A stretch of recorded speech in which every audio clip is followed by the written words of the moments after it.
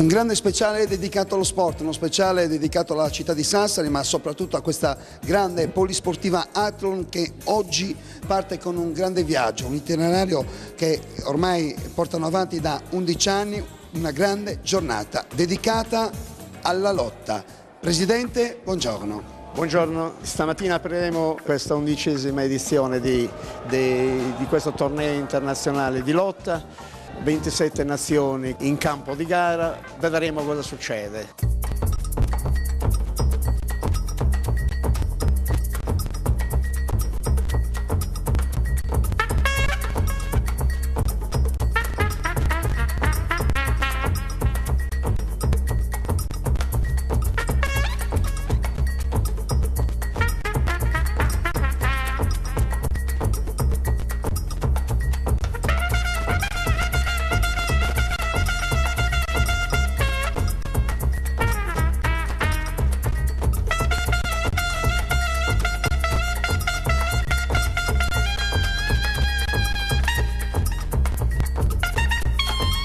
Non poteva certo mancare il sindaco di Sassari, molto vicino allo sport, molto vicino a questo sport. Buongiorno.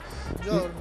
Mi pare una bellissima iniziativa, tra l'altro è una dei pochi purtroppo riferimenti internazionali che abbiamo 28 nazioni che ospitiamo e siamo felici di farlo, a un livello che appunto è ai massimi internazionali, abbiamo campioni di tante nazioni, abbiamo veramente delle eccellenze e questo torneo Athlon ormai è arrivato all'11ª edizione, credo che sia una delle perle che la città deve salvaguardare e valorizzare. Poc'anzi con telecamere chiuse mi parlava delle grandi emozioni che sta provando nel vedere tanti paesi insieme, nel vedere paesi come Iraq, Iran, paesi che vivono in maniera anche non positiva come noi, vederli insieme e vivere insieme a noi. Sì, devo confermare che durante la sfilata la cosa che mi ha sicuramente colpito di più è stata la presenza di paesi che sono in difficoltà o che comunque creano difficoltà a livello internazionale come l'Iraq e l'Iran, e vederli qui insieme agli altri in un momento